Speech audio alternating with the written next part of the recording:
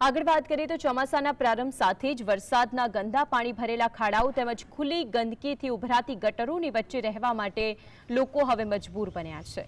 ડાકોર સુપ્રસિદ્ધ યાત્રાધામ હોવાથી સરકાર તરફથી પુષ્કળ ગ્રાન્ટ અહીં આવી રહી છે, પરંતુ આ ગ્રાન્ટનો સદુપયોગ થયો નથી તેવી અહીંના રહીશો આક્ષેપ કરે છે અને તેના કારણે તેઓ રોષ વ્યક્ત કરી રહ્યા છે। અહીં વર્ષોથી વરસાદી પાણીના નિકાલની કોઈ જ વ્યવસ્થા નથી કરાતી।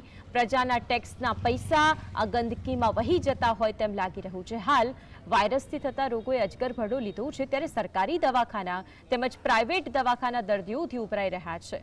તંત્રના મોટા અધિકારીઓ પોતાની એસી ચેમ્બરમાં બેસીને વહીવટ તો કરી રહ્યા છે, પ્રજા પીસાઈ રહી છે, ત્યારે અધિકારીઓ કાગળો પર જ રજૂઆતો કરી તેમની ભૂલો માત્ર સરકારી કાગળો પર લખાણ કરી ગાંધીનગર મોકલી દે છે। જ્યારે વિવિધ વિસ્તારોમાં પુનિતાશ્રમ, બ્રાન્ચકુમાર શાળા, શાક માર્કેટ, પુરુષોત્તમ ભુવન, રણછોડજી મંદિર પરિસર, નવી નગરપાલિકા, પ્રણામી મંદિર તેમજ ગણેશ સિનેમા વિસ્તારોમાં વરસાદી પાણીનો તાંડવ તેમજ ગંદકીયુક્ત ઉભરાતી ગટરોથી લોકોના હાલ બેહાલ છે।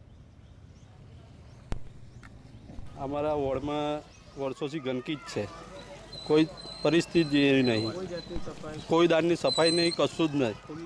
ખુલ્લી ગટરો છે, ટોયલેટે બહાર નીકળે છે, બધું બહાર જ હોય છે ઓપન। 12 માસ આ જ પરિસ્થિતિ અમે રહીએ છીએ। ચોમાસું હોય, ઉનાળો હોય કે શિયાળો હોય, અમે ખુલ્લા ગટરોમાંથી જ રહીએ છીએ। ચાફેરે ગંદકી ને ગંદકી જ છે, કોઈ પણ પ્રકારની સફાઈ કશું થતું છે નહીં અને વારંવાર ખાલી અમને આવીને દેખાડો કરીને જતા રહે છે અને ગંદકી આ જ રીતની રહે છે। ભાઈ હવે કાદેવ કિચડ આ રીતે જ હોય છે સાહેબ। ગાયોનો ત્રાસ છે ને બધી રીતે બધું આ રીતે છે। ગટર લાઈન ખુલ્લી ગટરો છે, આ છે તે છે બધું। હા સાહેબ, કોઈ ગટરની સફાઈ સાફ સુફી થતું નહીં, બધી રીતે આ રીતે જ છે।